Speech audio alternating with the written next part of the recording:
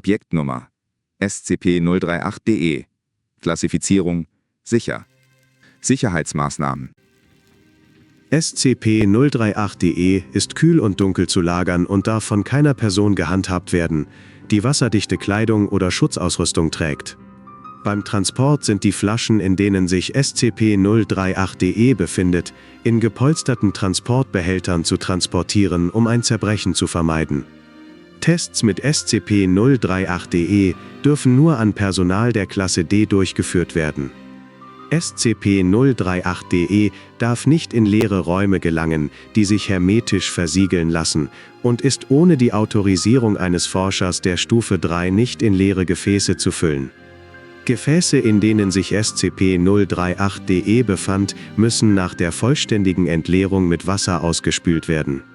Beschreibung. SCP-038-DE beschreibt eine Substanz mit blauer Färbung, deren Bestandteile bisher nicht vollständig identifiziert werden konnten. SCP-038-DE befindet sich bei Raumtemperatur im flüssigen Aggregatzustand und gefriert bei -32 Grad Celsius. Es ist zudem geruch- und geschmacklos. SCP-038-DE scheint bei pharmazeutikal geeigneter Lagerung unbegrenzt haltbar zu sein, zersetzt sich aber bei Temperaturen über 52 Grad Celsius. SCP-038-DE besitzt 3 Effekte, die sich unter verschiedenen Bedingungen äußern. SCP-038-DEs primärer anomaler Effekt kann beobachtet werden, wenn es in ein beliebiges leeres Gefäß gefüllt oder aus einem solchen entnommen wird. Als Gefäß gilt hierbei anscheinend jedes Objekt, das eine Flüssigkeit zur Lagerung oder zum Transport aufnehmen kann. Sollte SCP-038-DE weniger als 95,2% des Gefäßes beanspruchen, in dem es sich befindet, beginnt es damit, sich mit einer Geschwindigkeit von 20 ml pro Minute zu vermehren, bis das Fassungsvermögen des Gefäßes zu 95,2% erreicht ist. Die verwendete Menge an SCP-038-DE und das Volumen des Gefäßes sind hierbei für die Auslösung des Phänomens irrelevant und haben offenbar keinen Einfluss auf die Füllgeschwindigkeit und die Füllgrenze. Dieser Effekt hat sich bisher bei Tests mit Glasflaschen, Messkolben, Erlenmeyer-Kolben, Messbechern, Teetassen, Trinkgläsern, Schüsseln, Spritzen, Suppentellern, Fingerhüten, Gastanks, Gummihandschuhen, der Kapuze einer Regenjacke und einem Tanklaster jedes Mal aktiviert. SCP-038-DE vervielfältigt sich allerdings nicht, wenn es durch andere Flüssigkeiten verdünnt wird, sich nicht im flüssigen Aggregatzustand befindet, das Gefäß bereits andere Substanzen oder Feststoffe enthält oder das Gefäß aufgrund von Lecks oder Ankippen auslaufen kann, bevor es ausreichend gefüllt wurde. SCP-038-DEs sekundärer Effekt äußert sich nur bei oraler Einnahme. Hierbei ist es unerheblich, ob es pur oder in Verbindung mit etwas anderem eingenommen wird, seine Wirkung hängt nur von der eingesetzten Menge ab. Wird SCP-038-DE auf ein Subjekt angewendet, verteilt es sich auf bisher ungeklärte Weise innerhalb von Nanosekunden in dessen Körper und entfaltet sofort seine Wirkung.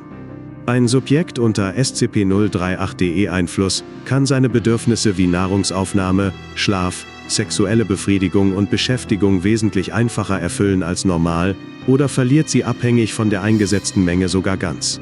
Außerdem verliert es seine Abneigungen gegen bestimmte Methoden der Erfüllung, die es normalerweise nicht in Betracht ziehen würde.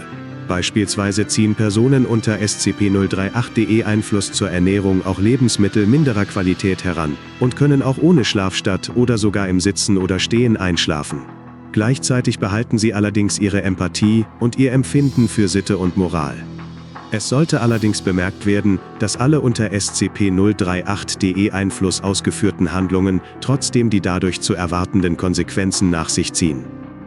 Der Verzehr verdorbener Lebensmittel beispielsweise löst auch weiterhin eine Lebensmittelvergiftung aus, und Schlafen in ungewohnter Haltung führt auch nach der Einnahme von SCP-038-DE zu Verspannungen. Der Effekt von SCP-038-DE hält beim Einsatz von 5 ml abhängig vom Probanden 10 bis 16 Stunden an. Wie SCP-038-DE diesen Effekt erzeugt, ist bisher nicht bekannt, da alle Betroffenen ausgesagt haben, dass es bei der Einnahme keinerlei Halluzinationen oder gesteigerte Gemütszustände auslöst. SCP-038-DE-Testlog. Vorwort. Um SCP-038-DEs Effekt ohne äußere Beeinflussung studieren zu können, wurde für jedes Experiment ein anderer Mitarbeiter der Klasse D herangezogen, welcher im Folgenden nur als Proband bezeichnet wird. Die hier aufgeführten Versuche sind nur ein Exzerpt der Versuchsreihe, da bei allen Versuchen ähnliche bis identische Ergebnisse auftraten. Verwendete Menge: 1 Milliliter. Testablauf: Dem Proband wurden nach der Verabreichung ein frisch gepflückter Apfel und ein Apfel, der bereits zu faulen begonnen hatte, vorgelegt. Der Proband verzehrte beide Nahrungsmittel mit dem gleichen Enthusiasmus und fragte einen Forscher, der während des Vorgangs das Gesicht verzog, was er denn habe. Nach dem Abklingen der Wirkung wurde der Proband zu seinen Erfahrungen befragt, woraufhin er anfing, das Verzehrte wieder hoch zu würgen. Verwendete Menge: 5 Milliliter. Testablauf: Der Proband wurde in eine Standardeindämmungszelle gesperrt. Er verbrachte die nächsten 4 Stunden damit, im Schneidersitz Däumchen zu drehen, legte sich anschließend auf den Boden und schlief trotz der niedrigen Temperaturen in der Zelle sofort ein. Er erwachte 8 Stunden später zitternd und begann mit den Fäusten gegen die Zellentür zu hämmern, während er das Forschungsteam beschimpfte. Verwendete Menge: 1 Milliliter. Testablauf: Dem Proband wurde ohne sein Wissen zusätzlich noch ein Aphrodisiakum verabreicht und NTF-Agent Braune in einem schlichten Kleid in seine Zelle gesendet. Ihr war zur Selbstverteidigung ein Taser und ein Nahkampfmesser mitgegeben worden, die sie unter ihrem Kleid versteckt hielt. Außerdem war ihr erlaubt worden, den Probanden zu terminieren, sollte es die Situation erfordern. Der Proband wurde rot im Gesicht, als er Agent Braune erblickte, und schaute schnell in eine andere Richtung. Nach 30 Minuten bat er Agent Braune höflich, den Raum zu verlassen, da es gleich ziemlich peinlich werden würde. Agent Braune bat daraufhin das Forschungsteam mit leichter Panik darum, aus dem Raum zu treten. Die Bitte wurde gewährt und der Proband fing nach dem Schließen der Tür an, seinen Overall zu öffnen und zu onanieren. Er beendete diese Tätigkeit nach 30 Sekunden erfolgreich. Als er anschließend gefragt wurde, warum er Selbstbefriedigung einem Angriff auf Agent Braune vorgezogen hatte, fragte er zurück, ob er wirklich so aussieht, als würde er so tief sinken. Anschließend fragte er erschrocken, ob das Geschehen aufgenommen worden war. Nachdem seine Frage bejaht wurde, nahm sein Gesicht einen beschämten Ausdruck an. Verwendete Menge: 10 Milliliter. Testablauf: Der Proband wurde zusammen mit einem Sandwich auf einem Teller und einer 2-Litern-Flasche Wasser in eine Testkammer gebracht. Der Proband verbrachte die nächsten 3 Stunden damit, auf der Stelle zu wippen, und wurde dann über die Sprechanlage gefragt, ob er Hunger oder Durst habe. Der Proband verneinte und setzte sein Wippen fort. 2 Stunden später begann er wiederholt das Lied „Ein Männlein steht im Walde" zu singen und setzte diese Aktivitäten für die nächsten 3 Stunden fort. Dann fing er an, verschiedene gymnastische Übungen durchzuführen und begann nach 4 Stunden erneut mit Wippen. 2 Stunden später legte sich der Proband auf den Boden und starrte die Decke an. Diese Tätigkeit setzte er 6 Stunden fort und begann anschließend erneut mit gymnastischen Übungen. Nachdem er diese 4 Stunden lang ausgeführt hatte, stürzte er sich plötzlich auf die Nahrungsmittel und fiel nach ihrem Verzehr bewusstlos zu Boden. Als er nach dem Erwachen gefragt wurde, was diese letzte Aktion ausgelöst hätte, gab er zur Antwort, dass er in jenem Moment sein Durst- und Hungergefühl zurückerlangt hatte und dann sehr müde wurde. Verwendete Menge: 50 Milliliter. Testablauf: Der Proband lief nach 2 Minuten blau an und fiel 3 Sekunden später tot um. Bei der Autopsie kam heraus, dass er ohne äußeren Einfluss einfach aufgehört hatte zu atmen. SCP-038-Des tertiärer Effekt macht sich bemerkbar, wenn es in Lebensmittel oder andere organische Substanzen eingebracht wird. Ähnlich wie bei der oralen Einnahme verteilt es sich sofort gleichmäßig auf das Volumen des Objektes, in dem es sich befindet. Nachdem sich das Mittel verteilt hat, ist dieses unbegrenzt haltbar und wird von Schimmel und Mikroorganismen nicht mehr angegriffen. Lebensmittel bleiben weiterhin genießbar und SCP-038-DE behält auch in diesem Zustand seinen sekundären Effekt.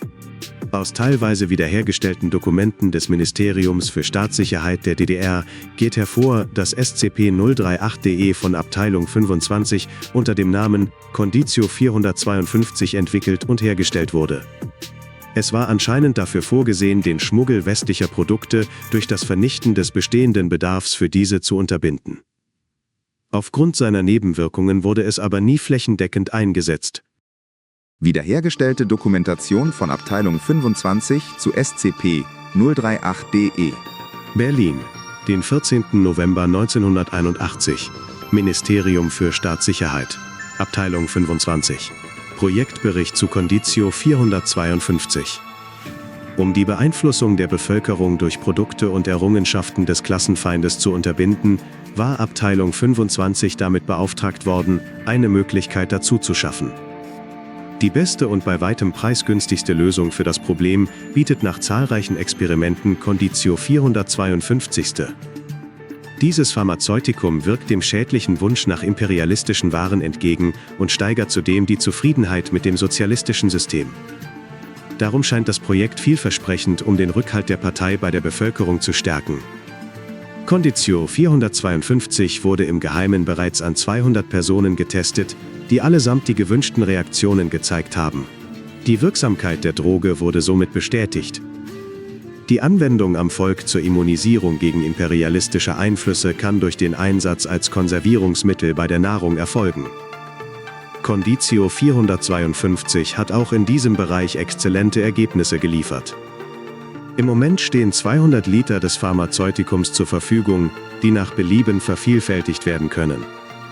Berlin, den 18. November 1981. Ministerium für Staatssicherheit. Abteilung 25.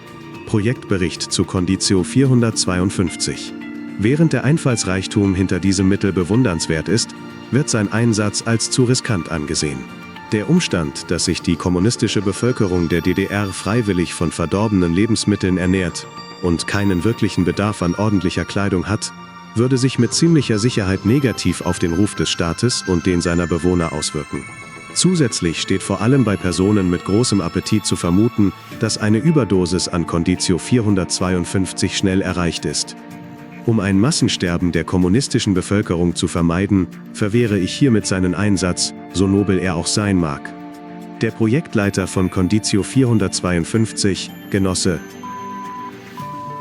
hat für die Entsorgung des Mittels Sorge zu tragen.